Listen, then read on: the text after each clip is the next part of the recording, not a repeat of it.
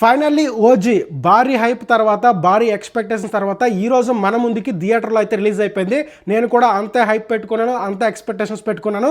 అందుకే ఏం ఆలోచించకుండా మా ఏరియాలో ఫస్ట్ షో ఏదైతే ఉందో దానికి బుక్ చేసుకుని వెంటనే వెళ్ళిపోయి ఇప్పుడే మూవీ చూసుకుని అయితే ఇంటికి వచ్చేసాను.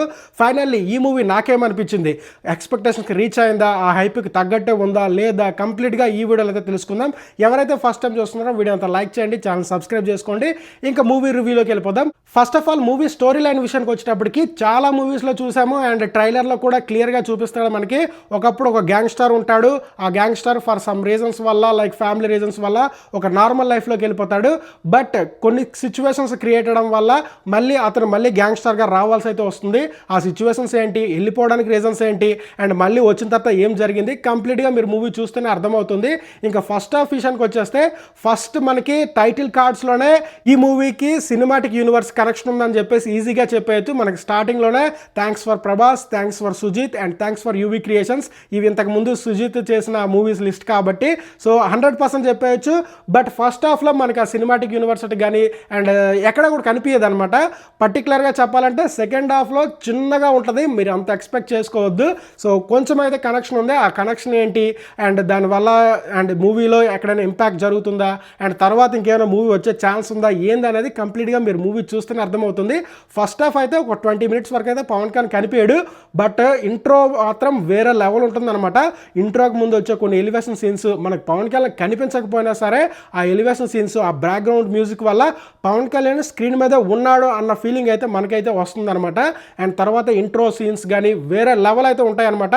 ప్రతి దగ్గర తమన్ మ్యూజిక్ అయితే మాత్రం టాప్ నాచ్ అండ్ విజువల్స్ కానీ అండ్ లైక్ సో ఆ పిక్చరైజేషన్ కానీ పర్ఫెక్ట్గా అనమాట. మనకి వేరే వరల్డ్లోకి తీసుకెళ్ళిపోయిన ఫీలింగ్ అయితే కలిగింది. అండ్ మళ్ళీ ఇంటర్వ్యూలో వచ్చే సీక్వెన్సెస్ కానీ చాలా బాగుంటాయి అనమాట.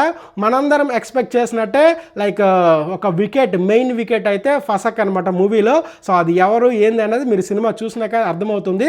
అండ్ సెకండ్ హాఫ్ విషయానికి వచ్చేటప్పటికి సో మళ్ళీ కంబ్యాక్ టైప్ అనమాట. సో ఆ టైంలో మాత్రం కొన్ని యాక్షన్ సీక్వెన్సెస్ ఉంటాయి, కొన్ని ఎలివేషన్ సీన్స్ ఉంటాయి, మాత్రం వేరే లెవెల్ అనమాట.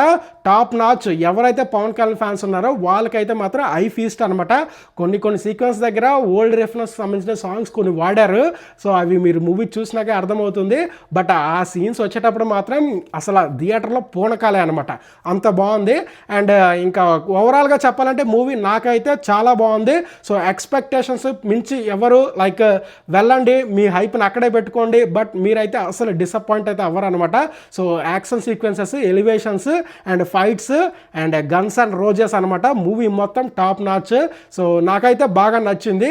అండ్ ఇంకా పవన్ కళ్యాణ్ విషయానికి వచ్చేస్తే పవన్ కళ్యాణ్ యాజ్ ఇట్ ఈస్గా తన swag and old Pawan Kalyan, vintage Pawan Kalyan మళ్ళీ మనకి ముందుకు తీసుకొచ్చాడు అనమాట. సో ఎవరైతే పవన్ కళ్యాణ్ ఫ్యాన్స్ ఉన్నారో వాళ్ళైతే అసలు బీభత్సంగా ఎంజాయ్ చేస్తారు. మరి నార్మల్ ఆడియన్స్ ఎలా ఫీల్ అవుతారు ఏంది అనేది ఒకవేళ మీరు కూడా చూస్తే మీరు కింద కమెంట్ అయితే చేయండి. అండ్ ఇంకా లైక్ టాప్ నాచ్ అనమాట. అండ్ మనకి ప్రియాంక మోహన్ కూడా చాలా బాగా యాక్ట్ చేశారనమాట. సో సెంటిమెంట్ సీన్స్ వచ్చిన ప్రతిసారి చాలా బాగా చేశారనమాట. సో అండ్ ఇంకా ఓమీ విషయానికి వచ్చేస్తే మామూలుగా లేడనమాట, విలన్గా పర్ఫెక్ట్గా చేశాడు, చాలా బాగా చేశాడు అనమాట. సో వచ్చిన ప్రతిసారి స్క్రీన్ ప్రెజెన్స్ అయితే మాత్రం టాప్ నాచ్. అండ్ యాజ్ యూజువల్గా తమన్ అయితే మాత్రం ఒక హీరోకి ఏ లెవెల్లో కొట్టాలో విలన్కి కూడా అదే లెవెల్లో కొట్టాడు అనమాట. ఇంకా ప్రకాష్ రాజ్ కానీ అండ్ లేడీ విలన్ ఒకరు ఉంటారు కదా, సో ఆ ఎలివేషన్ సీక్వెన్స్ ఇచ్చేటప్పుడు కానీ అండ్ మిగతా వాళ్ళు కూడా పోలీస్ ఆఫీసర్స్ కొంతమంది ఉంటారు, విలన్స్ చాలా మంది కాస్టింగ్ అయితే ఉంటుంది అనమాట. సో ఆ క్యారెక్టరైజేషన్కి చాలా టైం పడుతుంది ఫస్ట్ హాఫ్లో. సో అంతమంది క్యారెక్టర్స్ అయితే ఉంటాయి అనమాట. సో ఇచ్చిన వాళ్ళందరూ కూడా చాలా బాగా చేశారు. పర్టికులర్గా డిఓపి ఎవరు చేశారో మాత్రం టాప్ నాచ్ అనమాట. మనకి మళ్ళీ ఆ ఓల్డ్ వరల్డ్లోకి అయితే తీసుకెళ్ళిపోయారు అనేది చెప్పాలి. అండ్ పర్టికులర్గా సినిమాలో తమన్ బీజిఎమ్స్ అయితే మాత్రం టాప్ నాచ్. ఎవరి గురించి చెప్పుకోకపోయినా సరే తమన్ గురించి అయితే చెప్పుకోవాలన్నమాట. సో మనకి ఆ హై మూమెంట్స్, ఆ ఎలివేషన్స్ గట్టిగా పడాలంటే ఫైనల్లీ మళ్ళీ తమన్ అయితే ప్రూవ్ చేశాడనమాట. సో ఎప్పుడు మనకి అనిరుద్ధే ఉంటాడని చెప్పేసి మనకి చాలా ఇంటర్వ్యూలో చెప్పాడు కదా, సో తనైతే మళ్ళీ ప్రూవ్ చేసుకున్నాడు అని అయితే చెప్పాలి. అండ్ ఓవరాల్గా మూవీ నాకైతే చాలా బాగా నచ్చింది. అండ్ ఇంకా సుజిత్ విషయానికి వచ్చేస్తే మంచి కాన్సెప్ట్ పట్టుకున్నాడు అండ్ పవన్ కళ్యాణ్ని పర్ఫెక్ట్గా యూటిలైజ్ చేసుకున్నాడు. తన స్వాగ్, వింటేజ్ లుక్స్ ఎవ్రీథింగ్ మనకైతే కనిపిస్తాయి అనమాట. పర్ఫెక్ట్లీ తన 6 years అంతా వెయిట్ చేశాడు, చాలా అవుట్పుట్ అయితే తీసుకొచ్చాడు అనేది చెప్పాలి. సో ఫైనల్గా ఓవరాల్గా నాకైతే మూవీ అయితే చాలా బాగా నచ్చింది.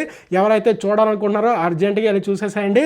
ఇంకా కనెక్షన్ గురించి అయితే నేను ఎక్కువగా చెప్పను, బట్ ఉంది. అండ్ క్లైమాక్స్లో ఎవరైతే చూస్తున్నారో వాళ్ళైతే టైటిల్స్ అయిపోయినాక కూడా ఒక సీన్ అయితే ఉంటుంది. సో సినిమా అయిపోయింది, టైటిల్స్ పడిపోయినాయి అని చెప్పేసి ఎవరు వెళ్ళిపోవద్దు. సో సినిమా అయిన తర్వాత కూడా చిన్న సీన్ అయితే ఉంటుంది. సో 100% అది అయితే మిస్ అవ్వద్దు, చాలా బాగుంటుంది.